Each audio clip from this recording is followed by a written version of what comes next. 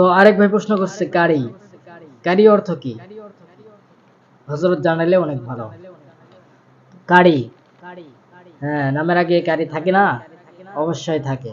তো কারি আরবি করি, বহুবচন কুররা। পাঠক হলেন একজন ব্যক্তি যিনি কোরআন তেলাওয়াত সঠিক নিয়ম তাজবিদ অনুযায়ী কোরআন পাঠ করেন। যদিও এ বিষয়ে উৎসাহিত করা হয়, তবুও একজন ক্যারিকে কোরআন মুখস্থ করতে হয় না।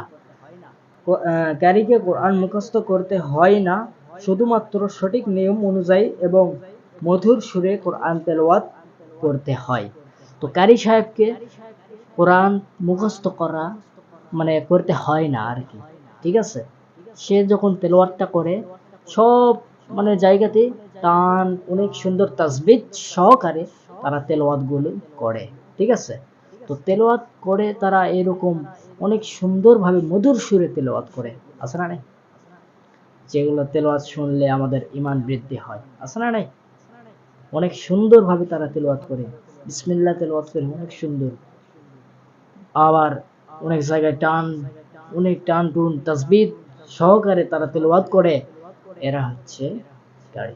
এদের কোরআন মুখস্থ করা মানে করতে হয় না আর কি, ঠিক আছে। এরা দেখে দেখে অনেক সুন্দরভাবে তাসবিহ সহকারে তারা কোরআন তেলাওয়াত করেন, তাদের মুখস্থ করতে হয় না। প্রিয় ভাইয়েরা, এই জন্য তাদের উৎসাহিত হিসেবে তাদের নামের আগে কারি দেওয়া হয়। তো কারি আরবি শব্দ, ঠিক আছে। বহুবচন কুররা মানে কোরআন পাঠ করেন, করনেওয়ালা, কোরআন পাঠ করনেওয়ালা।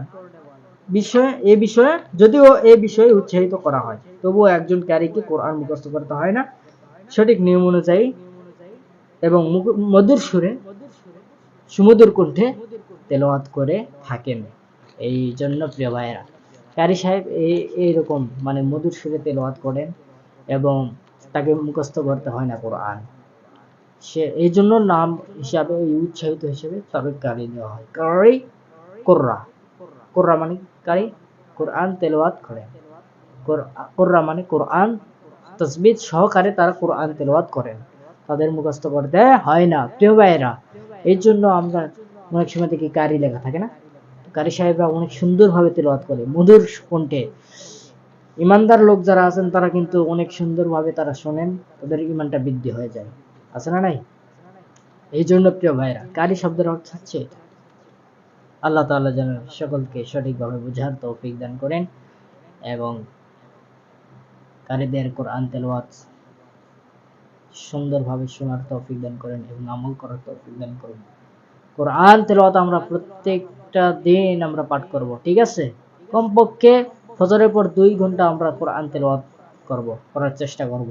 আল্লাহ তাআলা যেন সকলকে সঠিকভাবে বোঝার এবং আমল করার তৌফিক দান করেন, আমিন।